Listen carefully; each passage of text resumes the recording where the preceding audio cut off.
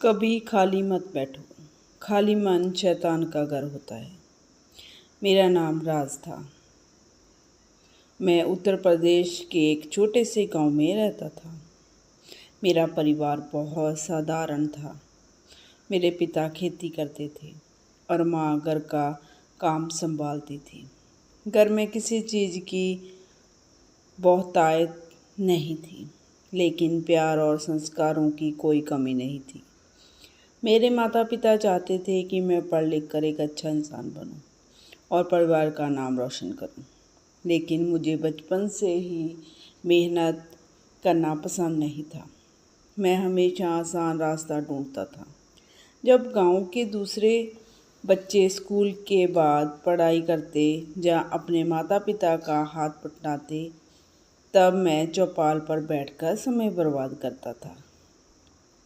मुझे लगता था कि ज़िंदगी बहुत लंबी और काम करने के लिए अभी बहुत समय पड़ा है। यही सोच धीरे धीरे मेरी सबसे बड़ी कमजोरी बन गई। मेरे पिता मुझे रोज़ समझाते कि समय बहुत कीमती होता है और जो इंसान समय की कदर नहीं करता वह जीवन में कभी आगे नहीं बढ़ पाता।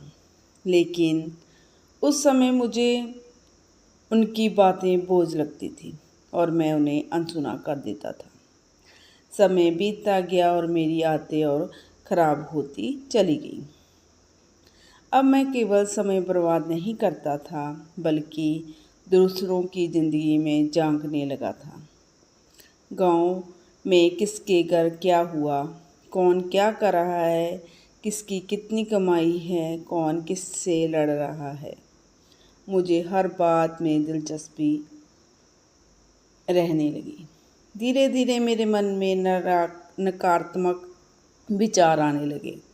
जब कोई लड़का परीक्षा में अच्छे अंक लाता तो मुझे जलन होती।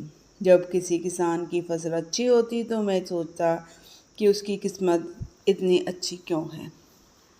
मेरा मन बुरी सोच से परे बनने लगा। मैं ये नहीं समझ पा रहा था कि ये सब मेरे साथ क्यों हो रहा है। असल में मेरा मन खाली था और खाली मन में अच्छे विचार कम तथा बुरे विचार जल्दी जगह बना लेते हैं। एक दिन गांव में एक बुजुर्ग साधु आए। उनकी बहुत ख्याति थी। लोग कहते थे कि उनकी बातें लोगों की ज़िंदगी बदल देती है।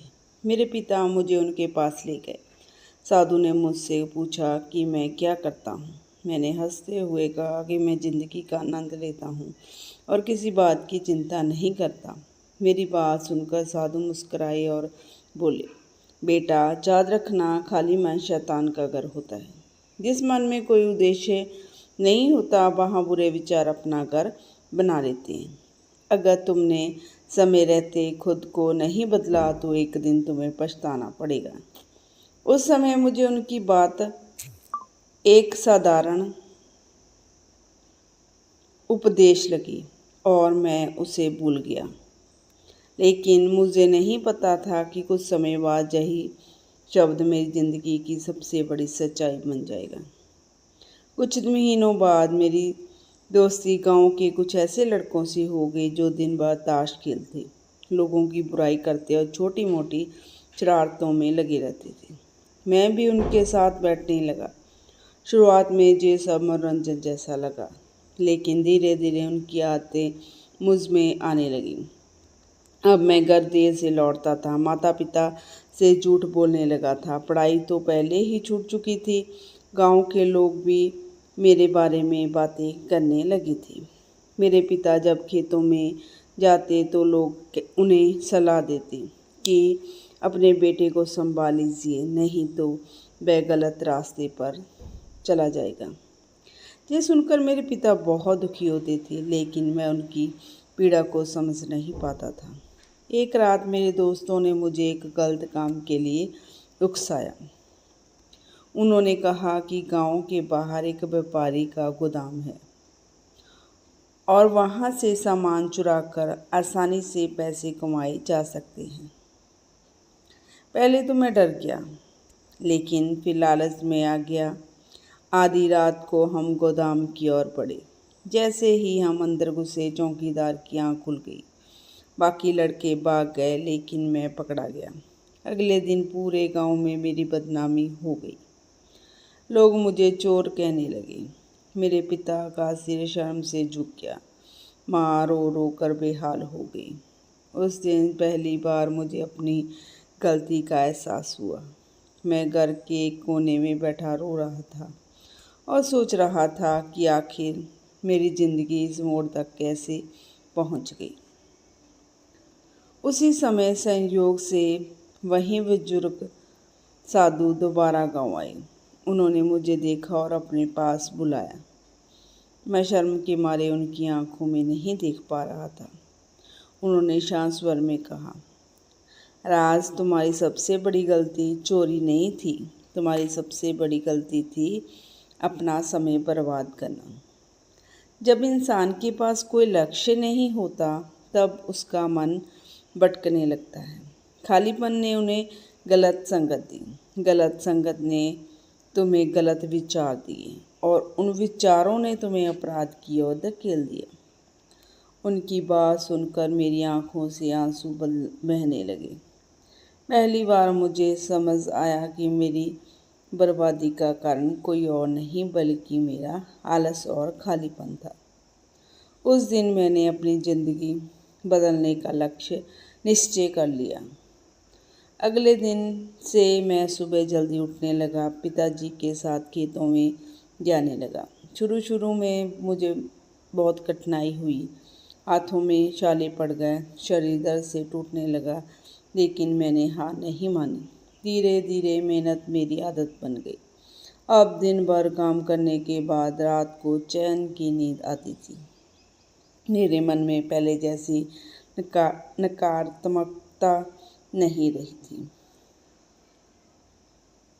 अब मैं दूसरों की सफलता देखकर खुश होता था और उनसे सीखने की कोशिश करता था। कुछ समय बाद गांव के